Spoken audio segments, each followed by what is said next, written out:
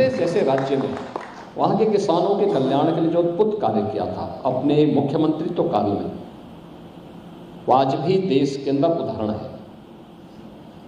और इसीलिए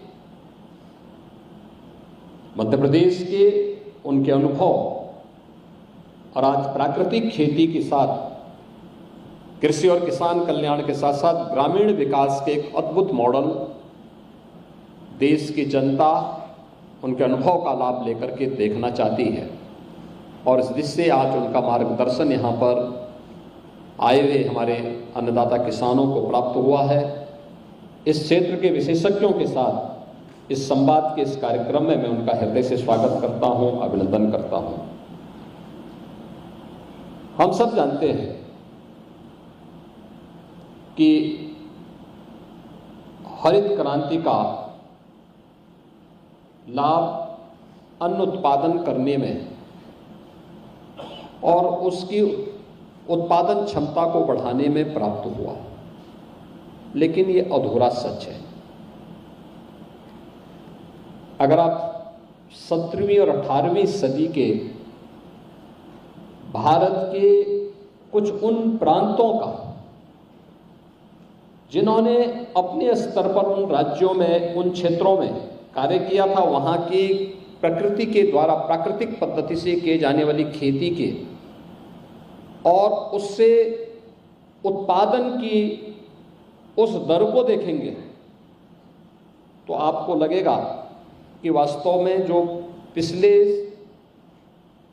100-150 वर्षों के अंदर देश को बढ़ाया गया तो उसमें कितना अंतर है। ऐसे बहुत सारे उदाहरण हैं आपके सामने और मैं चाहूंगा कि हमें इतिहास के उन पन्नों को पलटना ही पड़ेगा, क्योंकि जब धरती वास्तविक प्राकृतिक रूप में थी और उसमें समय के अनुरूप खेती किसानी के कार्यक्रम को आगे बढ़ाया गया तो देश के अंदर बहुत सारे क्षेत्र इसके उदाहरण हैं जहां पर हरित क्रांति के पहले उत्पादन खेती की ज़्यादा थी।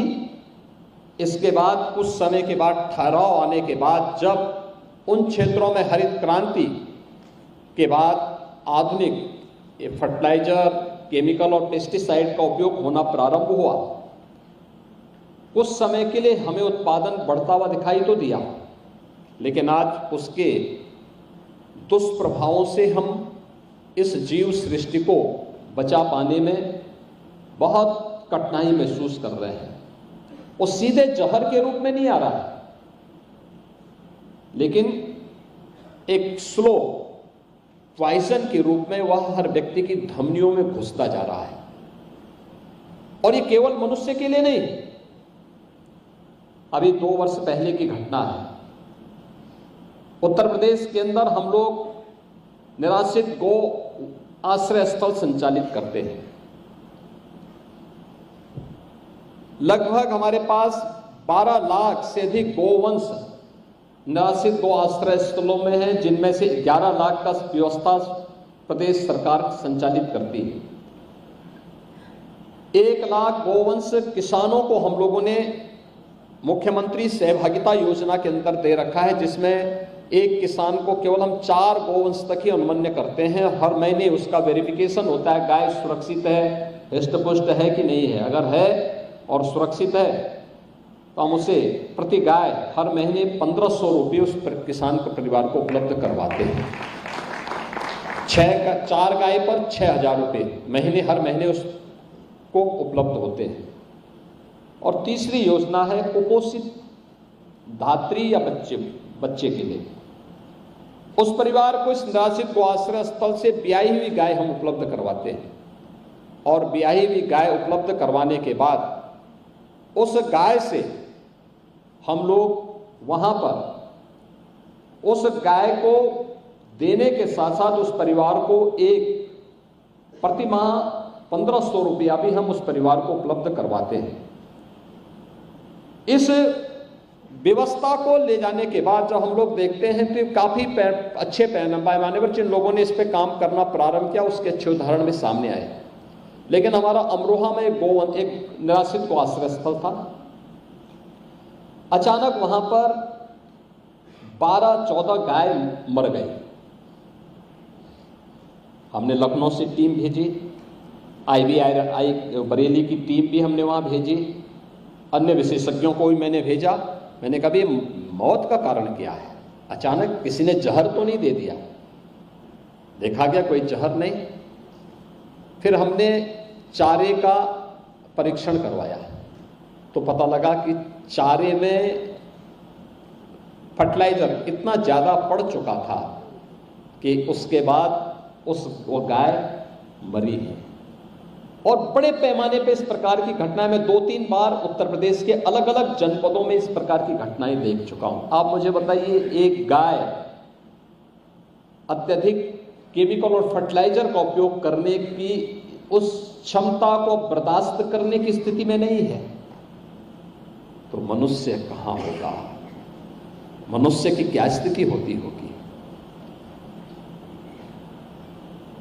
अभी बताया माननीय शिवराज जी ने कि कैसे देश के अंदर अत्यधिक केमिकल और फर्टिलाइजर का उपयोग करने के बाद कुछ राज्यों को अपने यहां से कैंसर ट्रेन ही चलानी पड़ी है। मैं उत्तर प्रदेश के अंदर भी देखता हूं, आज तो प्रधानमंत्री मोदी जी के कारण हर गरीब के लिए आयुष्मान भारत में 5 लाख रुपए तक की स्वास्थ्य सुविधा उपलब्ध हुई है। लेकिन फिर भी बड़े पैमाने पर मेरे पास लोग आते हैं मुख्यमंत्री राहत कोष से पैसे के लिए, और जो भी मेरे पास एप्लीकेशन आता है हम उसको तत्काल धनराशि उपलब्ध भी कराते हैं। और मैं देखता हूं सर्वाधिक मामले कैंसर के होते हैं। याद करिए, आज से पहले इतना भयावह दृश्य नहीं था। लोगों की हो सकता है कि आर्थिक स्थिति इतनी मजबूत न रही हो, लेकिन बीमारी इस रूप में नहीं। किसी गांव में आप जाइए, उस समय इस प्रकार की स्थिति नहीं थी। आज तो हम लोग देख रहे हैं, गांव में जाते हैं युवा लड़कों पर, किसी की किडनी फेलियर हो रही है, किसी को हार्ट की बीमारी हो गई है, कोई व्यक्ति कैंसर से पीड़ित हो गया है। पहले हम देखते थे कि 20, 25, 30 गांव में कोई एक व्यक्ति को बीमार हो जाता था, लोग ये मानते थे कि कैसे हो गया, पूरा हाहाकार मचता था। आज एक कॉमन बन चुका है। कारण है खान पान कहीं ना कहीं प्रभावित हुआ है। इसने नई नई बीमारियों को जन्म दिया है, नए तौर तरीके आगे बढ़े हैं, और हमें इसके बचाव का जो एक नया मंत्र प्रधानमंत्री मोदी जी ने दिया है, और वह है प्राकृतिक खेती का। मैं धन्यवाद दूंगा माननीय शिवराज सिंह चौहान जी को और उनकी पूरी टीम को और भारत सरकार को कि प्रधानमंत्री मोदी जी ने आज से 3 वर्ष पहले प्राकृतिक खेती के लिए जिस एक अभियान को आगे किया था, आज उसके अच्छे परिणाम देखने को मिले हैं। और मैं इस अवसर पर गुजरात के माननीय राज्यपाल